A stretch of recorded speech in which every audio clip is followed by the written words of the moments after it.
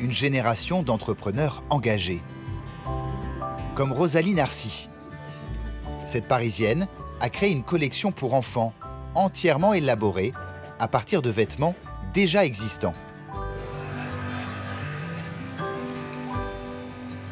Aujourd'hui, on a une nouvelle commande que j'ai reçue, que je viens d'aller chercher. Donc du coup, c'est le polo d'un papa. Ça, c'est le t-shirt de la maman. C'est des vêtements auxquels ils étaient très attachés, les deux parents. Donc c'est des amis qui offrent ça pour le cadeau de naissance. Et du coup, le but, ça va être de transformer pour leur enfant ce polo en un set doudou et salopette. Donc on fait une transformation totale de ce vêtement pour lui donner une nouvelle vie. Revaloriser et redonner une nouvelle utilité, cela s'appelle de l'upcycling. Mais upcycler, ce n'est pas toujours facile. Cela demande du travail et beaucoup d'ingéniosité. On réfléchit à la manière dont on va découper et positionner notre patron pour avoir assez de tissu pour faire le reste. Donc on est en train de se poser la question de comment on va organiser le tout. Alors on peut le placer comme ça, le droit fil étant comme ça, sinon on peut exploiter la manche. Le carré doudou, on va le mettre là, je pense. Contrairement à l'industrialisation où on va utiliser des rouleaux de tissu et on va pouvoir faire de la découpe en masse, etc. Là, c'est un vrai puzzle qu'on essaie de déconstruire pour le reconstruire après, en fait. Dans une première vie, Rosalie travaillait dans le marketing et la communication.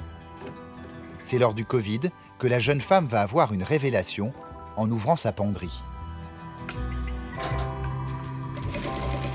Et je me rendais compte qu'il y avait plein de choses que je portais pas et à chaque fois que je les triais, je les gardais. Et je me suis dit, mais qu'est-ce qu'on pourrait en faire? À ce moment-là, ma meilleure amie m'avait demandé d'être la marraine de son enfant. Et ayant toujours eu un fait pour la couture, etc., je me suis dit, oh là là, mais j'aimerais bien transformer cette chemise, en fait, qu'elle m'avait offerte très longtemps avant, pour un vêtement pour son enfant. Et puis finalement, elle a adoré. De fil en aiguille, cet autodidacte de 31 ans, en quête de sens, se lance dans l'activité du upcycling, avec des pièces sur mesure, 100% fait main. Ça a un certain prix, dans les alentours d'une 60aine d'euros. Simplement, je pense que là, ce qu'on achète vraiment, c'est de la transmission, c'est l'histoire qu'a le vêtement. C'est ce vêtement qu'on va garder pour nos enfants quand eux-mêmes auront des enfants. Et ça n'a pas vraiment de prix. Et après une journée de travail, la salopette est prête. Le polo, il ne nous en reste pas grand-chose, de quoi se faire une petite couronne.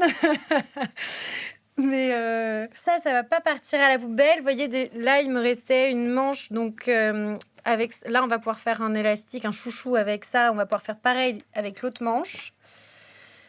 Et puis, on va pouvoir récupérer tous les petits bouts pour faire des petites poches. Tout est récupérable encore, donc on ne jette rien. Rien ne se perd, tout se transforme. Hello, bienvenue Pierre-Antoine. Merci. Ta commande est prête? La fameuse que j'attendais. Tous les éléments. Ah, c'est vraiment mignon. Ouais, avec c'est vrai la petite pièce qui a été remise. On l'a gardée évidemment. Du coup, on a intégré le vêtement de la maman dans la doublure. Ok. Je suis hyper content et je suis sûr que les parents seront très surpris de voir leurs vêtements comme ça, mais très contents aussi et que ce sera très mignon sur le bébé. Si Rosalie donne une seconde vie de manière originale aux vêtements, nous jetons encore en moyenne 11 kilos de textiles par an et par personne. Preuve que si ces initiatives vertueuses se multiplient, c'est à nous tous de changer nos manières de consommer.